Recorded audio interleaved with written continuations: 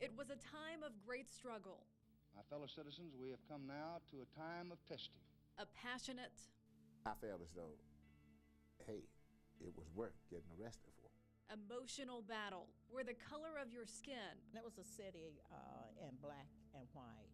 kept you from the one thing they knew was worth risking their lives for. I had a number of threatening calls, people calling me saying that they were going to kill me, saying that they were going to blow my home up, and saying that I only had a few hours to live. Equality, some could only dream about. The civil rights movement paved the way for the freedoms we enjoy today. On the bus, when you got on the bus, you had to go to the back. And of course, I always had a little nerve, so I would try front seat. Over the next half hour, you'll meet the local change makers, the leaders of the movement who stood up for others. I became one of 8 students who went downtown to demonstrate at the public library on Main Street.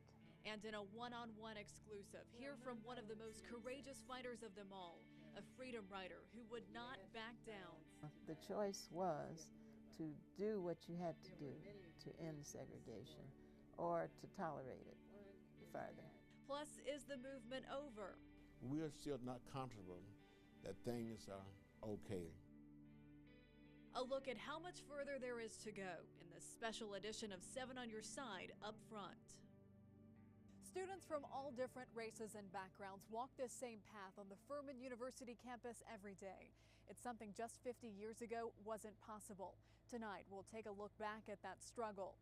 With the help of Furman students and the knowledge of its professors, this program is a partnership to remember Greenville's past and look ahead to its future. This is a journey that begins at a different place in a much different time. For more than a decade, starting in the mid-50s, the civil rights movement raged on. Nowhere was the divide more deeply rooted than the Deep South. This is a demonstration in Montgomery, Alabama, led by Dr. Martin Luther King. Many places in the South dragged their feet and stalled until the courts made them desegregate. Schools like Furman often teach about the movements that happened nationally, but beyond the banner headlines are the local leaders who made a big difference in our community. So many places like Greenville have their own chapter of that history that has yet to be fully told. And our chapter is important.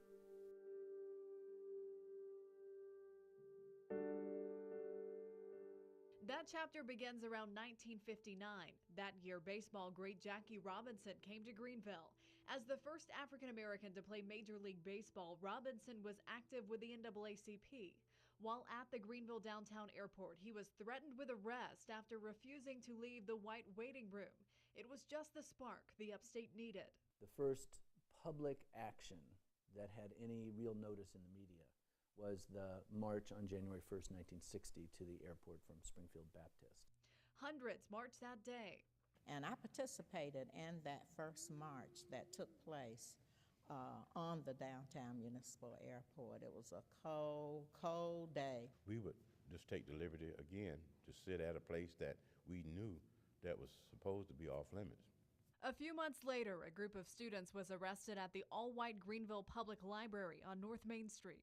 It's interesting to think that what mattered most to Greenville's black community was the ability and the ease of getting access to books. It's one of the most fascinating things of the civil rights movement, the role of young people. Young people still lead the fight today.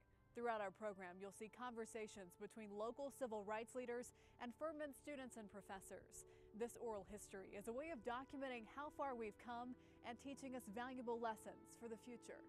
Racism is very much in our town, but it's subtle. It's woven in the fabric. In 1955, Rosa Parks refused to give up her seat on a Montgomery, Alabama bus to a white man. Parks stayed put, even though local laws ordered blacks to sit at the back. She was arrested. Her move made an impact, but Parks wasn't the only or even the first person to take a seat and make a stand for equal rights.